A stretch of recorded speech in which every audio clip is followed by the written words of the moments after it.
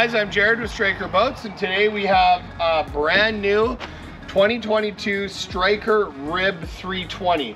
This is an aluminum hull 3mm boat, and of course it does have all of the standard features that we offer on all of our Stryker. It has Scotty 341 pads mounted onto the boat. It has oars. We have our Bimini mounts that are installed standard.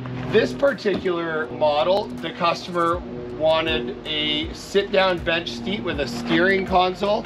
It's got the throttle shift box. We've installed a bilge pump into the bottom of this boat as well.